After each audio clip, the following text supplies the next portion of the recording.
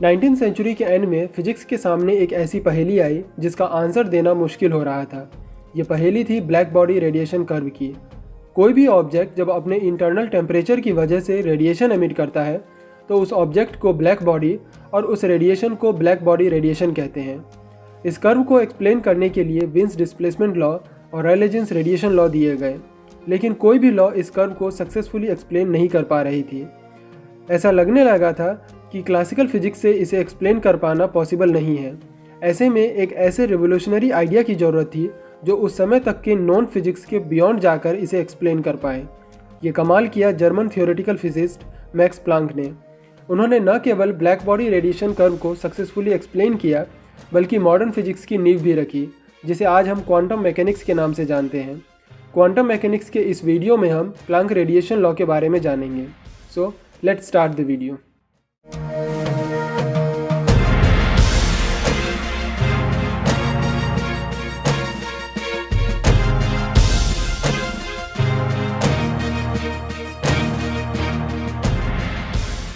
Black body radiation curve को explain करने की कोशिश में लॉर्ड रायले और जेम्स जीन्स ने क्लासिकल स्टैटिस्टिक्स पर based Rayleigh Jeans radiation law दिया।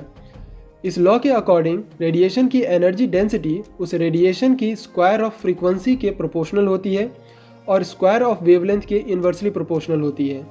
इस तरह यह लॉ हाई वेवलेंथ पर रेडिएशन कर्व को तो फॉलो करती है, लेकिन अपने स्क्वायर इन्वर्स नेचर की वजह से लो वेवलेंथ पर huge amount of radiation predict करती है, जो कि एक्चुअल कर्व से मैच नहीं होता। रायले जीन्स रेडिएशन लॉ के दो पार्ट हैं। First part black body cavity में मौजूद इलेक्ट्रोमैग्नेटिक रेडिएशन के नंबर ऑफ मोड्स को बताता है, जबकि सेकेंड पार्ट ईच मोड के कॉरेस्पॉन्डिंग एवरेज एनर्जी को, जो कि क्लासिकल स्टैटिस्टिक्स के इक्यू पार्टीशन ऑफ एनर्जी प्रिंसिपल के अकॉर्डिंग सबके लिए इक्वल ऑन एन एवरेज केटी होता है। इसका मतलब यह है कि ऑसिलेटर चाहे कितनी भी फ्रीक्वेंसी से ऑसिलेट करे कोई फर्क नहीं पड़ता, सबकी एवरेज एनर्जी केटी ही होगी।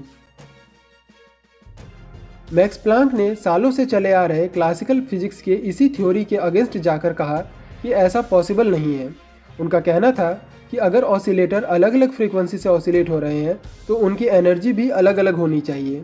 इसके लिए उन्होंने ये सुझाव दिया कि अगर कोई ऑसिलेटर न्यू फ्रीक्वेंसी से ऑसिलेट हो रहा है तो उसकी एनर्जी ऑसिलेटर की फ्रीक्वेंसी न्यू और एक बहुत स्मॉल नंबर के मल्टीपल के इक्वल होगी। यह नंबर एक कांस्टेंट है जिसे कुछ सालों बाद उन्हीं के नाम पर प्लांक कांस्टेंट नाम दिया गया। इस तरह प्लांक के अकॉर्डिंग ऑसिलेटर की एनर्जी केटी ना होकर ऑसिलेटर के फ्रीक्वेंसी पर डिपेंड करती है, जिसे एच न्यू से रिप्रेजेंट किया गया। अगर कैविटी में एक से ज़्यादा रेडिएशन है और सबकी फ्रीक्वेंसी अलग अलग है तो एवरेज एनर्जी के लिए प्लांक ने मैक्सवेल बोल्ट्जमैन डिस्ट्रीब्यूशन की हेल्प लेते हुए सभी रेडिएशन की एवरेज एनर्जी कैलकुलेट की, जो कि h nu over e to the power h nu upon k T -1 आई। जब प्लांक ने इस एवरेज एनर्जी से रायले जीन्स लॉ के एवरेज एनर्जी के टी को रिप्लेस किया तो उन्हें एनर्जी डेंसिटी की एक नई इक्वेशन मिली। एनर्जी डेंसिटी की यह equation Rayleigh Jeans radiation law के कंपैरिजन में थोड़ी कॉम्प्लिकेटेड है। इसके अकॉर्डिंग एनर्जी डेंसिटी न केवल फ्रीक्वेंसी की पावर क्यूब के प्रोपोर्शनल है बल्कि फ्रीक्वेंसी की एक एक्सपोनेंशियल टर्म भी है। इस इक्वेशन को प्लांक रेडिएशन लॉ नाम दिया गया।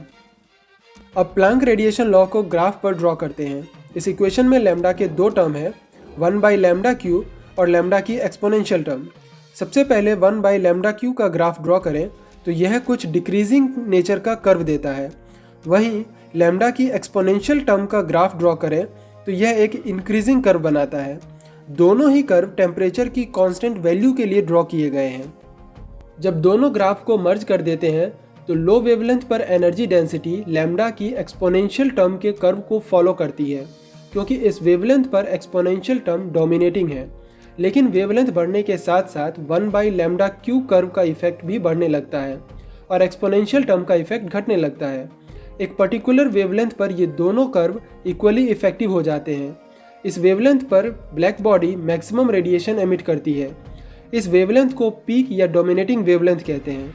वेवलेंथ को और इंक्रीज करने पर 1/λ³ कर्व डोमिनेटिंग होने लगती है और एक्सपोनेंशियल टर्म का इफेक्ट घटने लगता है, जिससे ओवरऑल रेडिएशन कर्व डिक्रीज होने लगती है। इस तरह प्लांक रेडिएशन लॉ अकेले ही पूरे ब्लैक बॉडी रेडिएशन कर्व को सक्सेसफुली एक्सप्लेन कर पाई।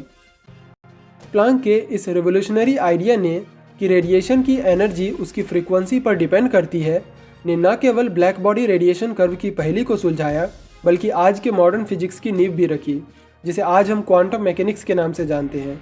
कुछ सालों बाद एल्बर्ट आइंस्टाइन ने प्लांक के इसी आइडिया को काम में लेते हुए फोटो इलेक्ट्रिक इफेक्ट को एक्सप्लेन किया, जिसके बाद एच न्यू को लाइट का क्वांटा कहा जाने लगा। मैक्स प्लांक को इस क्वांटा ऑफ लाइट के लिए 1918 में फिजिक्स का नोबेल प्राइज़ दिया गया।